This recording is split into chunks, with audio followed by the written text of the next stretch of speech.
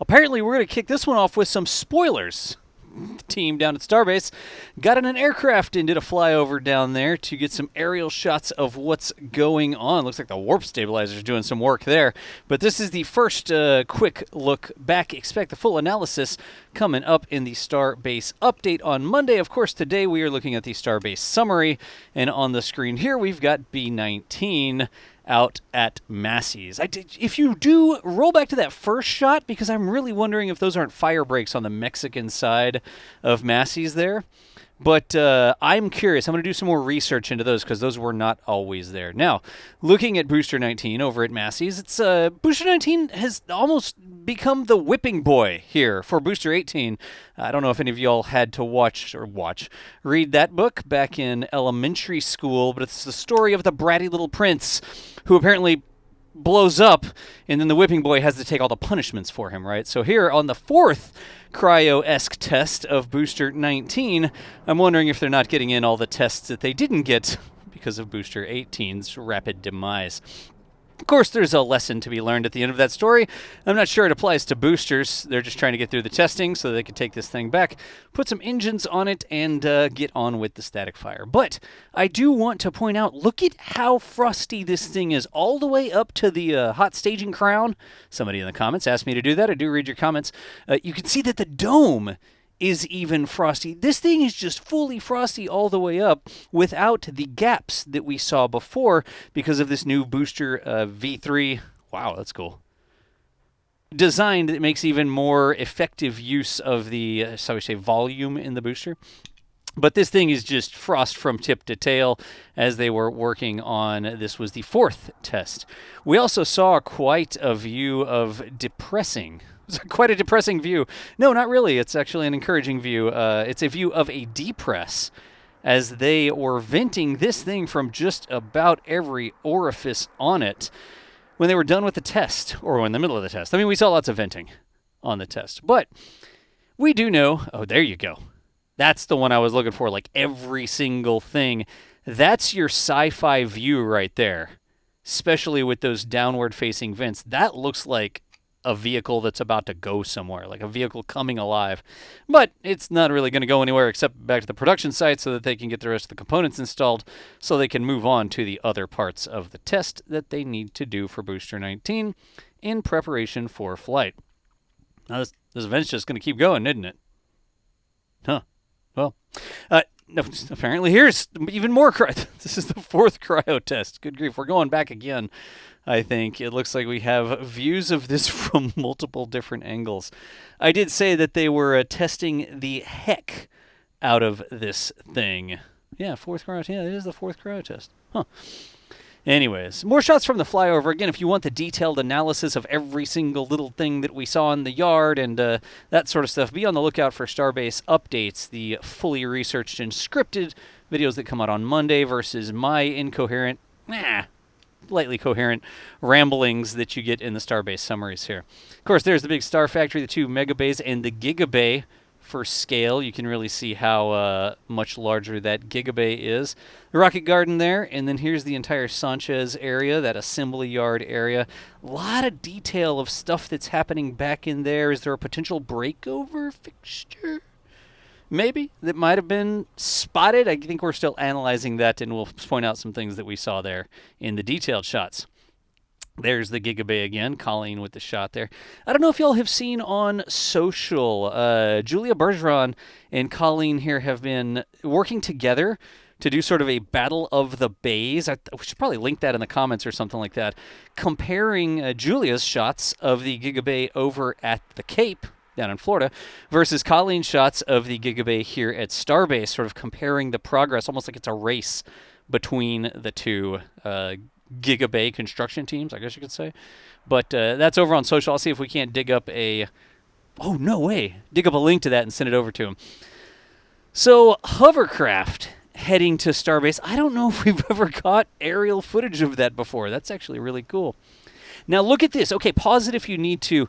Do you see if you've seen the maps of the launch site expansion, you can see the border sort of retaining wall, environmental wall, I don't know what you want to call it, the silt wall that's going around the outside there. They're putting in that sheeting, you know, the black plastic that goes around construction sites. And then this should eventually turn into like a security wall that goes around the entire place. But you can see more than, if not almost doubling, I should say that the other way around, almost, if not more than, doubling the size of the launch site over here. Of course, from the plans, we don't expect any more launch pads, or launch towers, I guess should say to be put in. This is expansion for GSE and that sort of stuff. Landing pads, or not landing pads, staging pads, and roadways, and more tankage areas, methane generation areas, all sorts of stuff. That little dovetail thing sticking out, let's see where the bulldozers are working there. That's supposed to be, I think it's labeled methane generation. But they are really making that quite a bit bigger. If you want, in the previous video, I did say, like, oh gosh, the sensitive environment. Don't worry, there's more sensitive environment to the left. That aerial shot really does illustrate that. Even though they are doubling the size of the launch facility here, there is still an awful lot of extra sort of salt flat, these flat areas like this. I do know that there's some birds that nest out there. There's tons of extra area over to the side. I've seen it. I've been out there myself. So if you're wondering how much space up they're actually taking, or how much space they're actually taking up out there, head on over to those aerial shots again and look at how far that just expands out into the distance. So a small extra footprint here in the entire Boca Chica area. A big, even though it is a big expansion for the launch site. I do wonder. Hey, that's Masseys in the background. Cool. That's Booster 19 all the way in the background there. I wonder, as they are preparing this ground, are they going to find any pieces back from, like Launch 1? Because there's stuff that got straight up embedded in the sand out there, and it couldn't all reasonably be cleaned up. So I wonder if they're not going to find some Starship artifacts from the ancient civilization that was 10, 11 flights ago. Anyways, that CFA driller still doing CFA drilling things, continuing to work on those deep foundations, piles or piers. I think these were supposed to be piers, if the guy who makes piers for a living in the comments is to be believed, to support the larger new structure over at Pad 1. Now look at this! Okay, what in tarnation? They hooked up the chopsticks to a bulldozer, and they pulled the chopsticks open with a bulldozer. You love to see this straight-up American can-do innovative attitude there. I guess they needed to work on those things. Were they getting the chopsticks out of the way for the driller? I just made that up on the fly. I need to go back and look at that some more. But we saw them hook the chopsticks up with a big cable and pull them out of the way. Good times. Over at Pad 2 continues along its preparations here. Still have the scaffoldings up at the top of it, the scafungus, if you will. Also, you see some scaffolding there on the various arms, the cutie arms and stuff like that. There's all the scaffolding up on the top. Continuing to just do all the little devil in the details work that it takes. Like, all right, we built this big building, we built this big structure, and now we've got to deal with like the plumbing so that your toilets flush and the electrical wiring. So I don't think there's a toilet on the launch mount, unless you view the entire launch mount as one huge toilet for the rocket. We won't follow that analogy any further. Hey, it's crane parts. Look, everybody pay attention to the crane parts going by. Pay no attention to what the man behind the curtain was just talking about. Hey, whatever, it's a Starbase summary. You knew what you were going to get. We've been seeing all of these crane parts being brought into the launch pad and then over at Pad 2. The LR 11,000 being assembled over this way. Now, this one doesn't seem to be in SpaceX livery. It's in Buckner livery. So this looks like a crane that might be here temporarily. And I did read some speculation that potentially this might not specifically be for Pad 2. It might just be that that's the area where they had room to assemble it without getting in the way of other work or operations. So in the future, will we see this continually, this completed crane crawl its way over to Pad 1? I think that is a distinct possibility. God, there's that curvy wall again. Oh, I could go look in the flyover images and see. I still think that has something to do, somewhat like 10% aesthetics, but like 90% structural. Like it's a structural element to keep the wall from falling over. Anyways. This said Orbital Tank Farm. What? I'm not going to give this the dignity of being called the Orbital Tank Farm until it actually sends a real payload into orbit. Like all the way into orbit, not just the little once around the block sort of thing.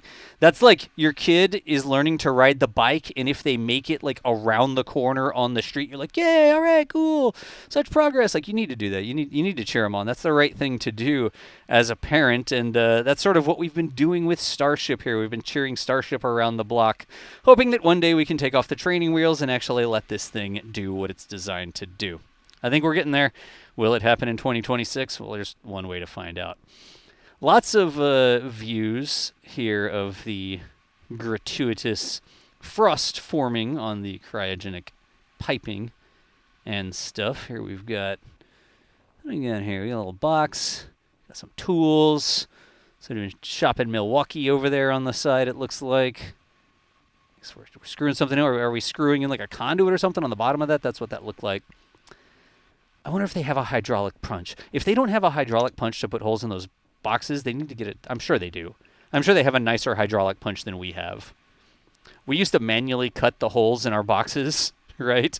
With like a hole saw, or God help us, we had a step drill bit that just got annihilated, didn't work. But then we got a hydraulic press that cuts the holes. It's the coolest thing ever. Get some hydraulic hole punch love down in the comments. There's the air separation unit across the street from Pad 1. Good progress there as they continue to plumb this thing together. But look at all the blinds and covers and stuff still on, pointing upwards on the right-hand side of your screen there. Not quite done, not anywhere near done, I guess, on that. But, of course, we're going to keep watching it as we watch this. Hey, real quick, some of y'all have an opportunity today. You may be around folks who don't know what's happening with Starbase, Mars rockets. Might not know about these videos before the big game starts. Put it on and force them to watch it. Don't show them this part, though. Don't tell them I told you to do it. Anyways, we appreciate y'all watching. Thank you so much for hanging out with us, and we will see you nerds later.